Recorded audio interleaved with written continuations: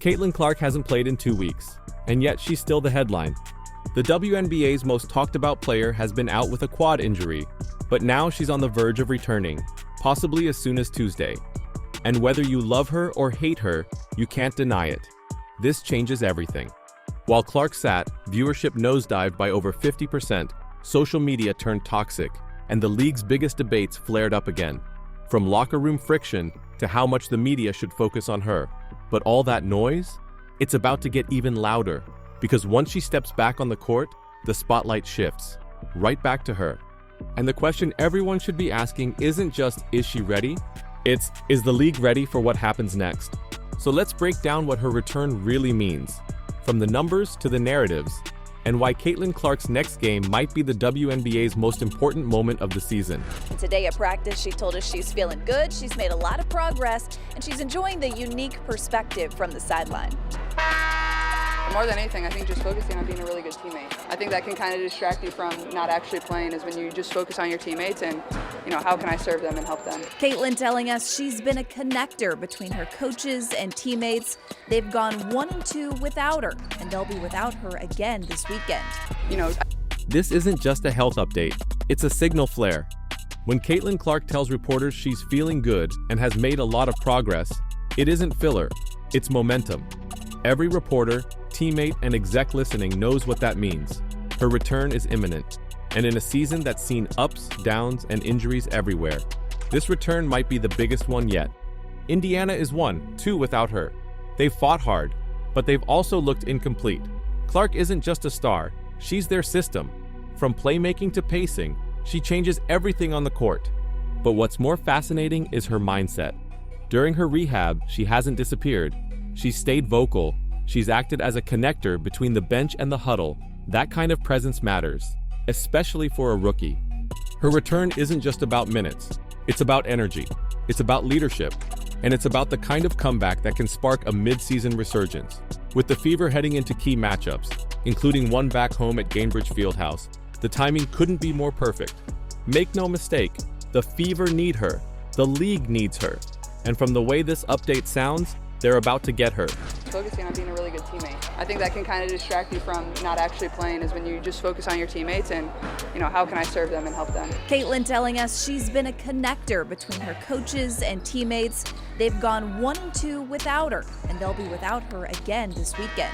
I think just giving themselves grace. I think everybody's kind of just stepped up and, adjusted to it. There's a version of this injury story where Clark checks out, focuses on recovery, stays quiet, preps for her return. But that's not what happened. Instead, she leaned in. What we're hearing here is a player who used her time off not to rest, but to transform. She took on a role most rookies aren't ready for. Vocal leader, team motivator, sideline general. That's rare.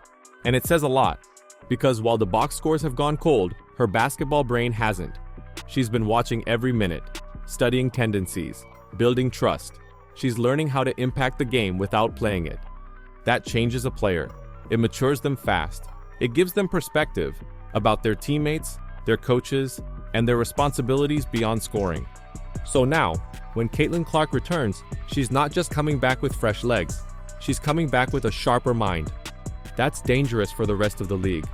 Because if she was already the WNBA's most impactful rookie before the injury, what happens now that she's combining that talent with leadership and emotional control? This wasn't a setback. This was a mental upgrade, and that could be the scariest part of all. Talk to the media. She says she possibly could be coming back this upcoming Tuesday. Well, I'm here to tell you, if we want to keep Ari McDonald, we possibly don't want Caitlin Clark to come back, man. Let's head on over to X, pull up this tweet right here, because this is some very, very interesting content. Let's go. It's from Ken Swift. Shout out to Ken Swift over on Twitter. He stated, so Caitlin Clark cannot play in this Atlanta game on Tuesday unless they cut Ari. Another player is out injured. Here's the uncomfortable truth. Caitlin Clark's return might come at someone else's expense. While fans are eager for her comeback, the Fever are in a roster jam. Ari McDonald, who's been electric during Clark's absence, was signed under a hardship exception. But when Caitlin gets cleared, the team will have to cut someone to make room. And that's not just a paperwork problem, it's an emotional one. McDonald has been leading the WNBA in steals, averaging solid numbers and injecting life into the Fever's backcourt. She's earned her place, but because of roster limits, she might be out the door the moment Clark walks back in. This is the kind of internal drama fans rarely see, the brutal reality of WNBA roster rules. You don't just add someone back, you make room for them. It also complicates Clark's return. If she suits up, it might mean sacrificing someone who's become vital in her absence.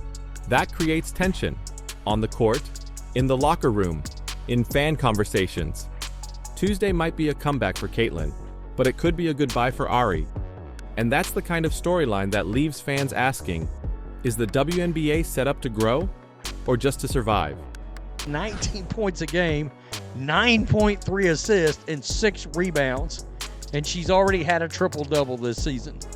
All right, the Indiana Fever set at 4-5. And it goes on to basically talk about the same status update that Stephanie White gave us.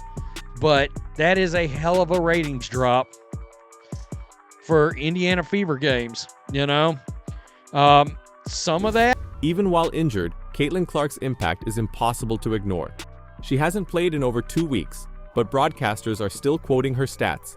Reporters are still analyzing her absence. Fans are still obsessing over when she'll return. Why? Because no other player has posted these kinds of numbers and driven viewership like she has, especially as a rookie. 19 points, 9 assists, 6 rebounds, and a triple-double already? That's superstar production.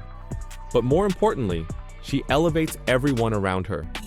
Teammates play better. Opponents raise their game. The crowd is louder. The game matters more. That's why she's the league's engine, and why even a single week without her shows in the data. And yes, the Fever's 4-5 record looks average, but context matters. Every one of those games is treated like a playoff event when she's on the floor. Viewership skyrockets, clips go viral, casual fans tune in. So when Clark returns, don't just watch the scoreboard. Watch the entire league breathe again. She's not just good for Indiana, she's good for business. And if the WNBA wants to keep building its momentum, it needs its main character back on the court. That WNBA TV ratings are down more than 50% since Caitlin Clark's injury. And it was also reported that the Indiana Fever television viewership is also down over 53%. Now, I know a lot of us were expecting some sort of dip since Caitlin Clark has been out with injury, but I don't think all of us were expecting the entire viewership of the entire WNBA to be down. And this tweet from Christine Brennan really stuck out to me. She said one player gets injured and more than half the TV audience for the entire league. It's not a dip, it's a disaster. Since Caitlin Clark went down, more than half the WNBA's national audience has vanished. Let that sink in. This isn't normal, this isn't expected, and this isn't just about Indiana fans. This is about casual viewers, new fans, and the curious first-timers who tuned in just for Clark. When she left the lineup, they left the screen, and it raises uncomfortable questions. Why is the entire league so dependent on one player? Why hasn't it built broader interest across teams? And what happens if she's not available again down the line? Even the comparison to Tiger Woods feels tame. Caitlin Clark isn't just boosting viewership, she's carrying it. And when the WNBA's broadcast partners look at the data, it's clear. She's not just a star. She's the difference between primetime success and background noise. This kind of pressure shouldn't be on a rookie's shoulders. But it is, because the system isn't designed to support 12 stars. It's built for one breakout moment at a time. And right now, that moment is Clark. Her return might stop the bleeding, but the league needs to think bigger. Because if it ever wants to thrive long-term, it needs to ask, how do we turn one superstar's momentum into something sustainable? Whether you believe it or not, the majority of fans are here to watch good basketball. They are not watching the WNBA for any other reason other than they like the style of basketball that Caitlin Clark plays, and they like the style of basketball that the Indiana Fever were playing when they were playing a really fast-paced style of basketball. Forget the talking heads. Forget the Twitter drama. This clip cuts to the truth. Caitlin Clark's style is what brought fans in, and what keeps them coming back. Clark plays fast. She moves the ball. She pulls up from 30 feet and makes it look effortless. For millions of fans, this isn't just basketball, it's entertainment. And that's not a bad thing. We've heard for years that the WNBA needed more excitement, more exposure, more flash. Clark delivers all three. She doesn't just run plays, she creates moments. Highlight-worthy passes, deep threes, clutch confidence. And that's exactly why her return matters. It's not just that she's a top performer, it's that her style aligns with what modern sports fans crave. The WNBA has long been about fundamentals, but Clark merges those with flair. She bridges the gap between college popularity and pro polish. That's a rare combination, and it's one the league desperately needs right now. Because fans aren't showing up just for a name, they're showing up for how she plays the game. And if the league wants to retain the audience she's brought in, it better lean into that energy, not push it away. Clark's return doesn't just mean more points, it means more fans watching basketball the way they like it.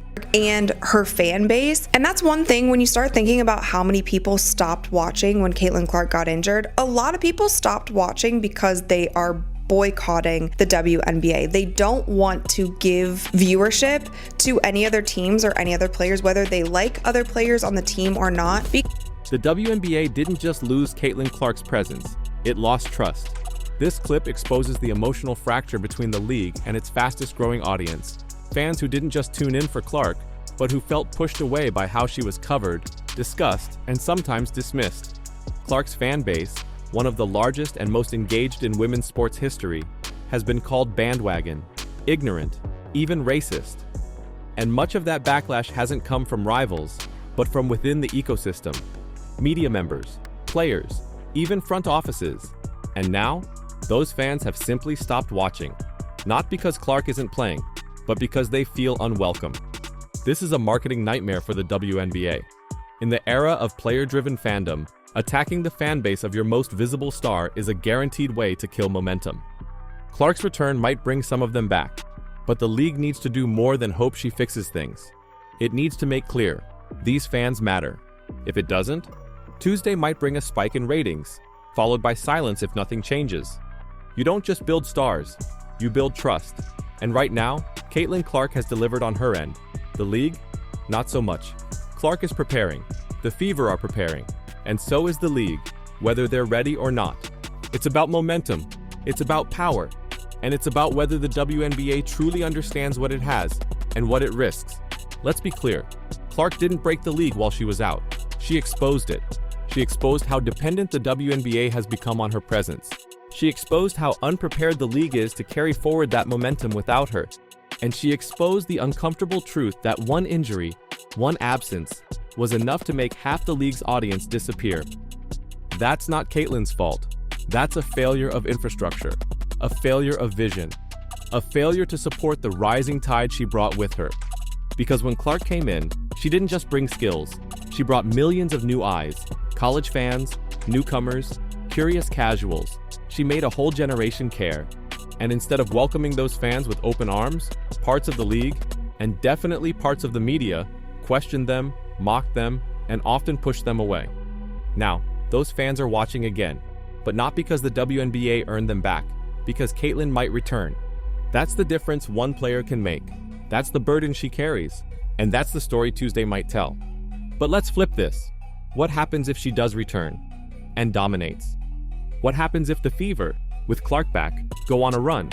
What happens if viewership explodes again, clips go viral, and the whole world realizes just how much gravity one rookie holds?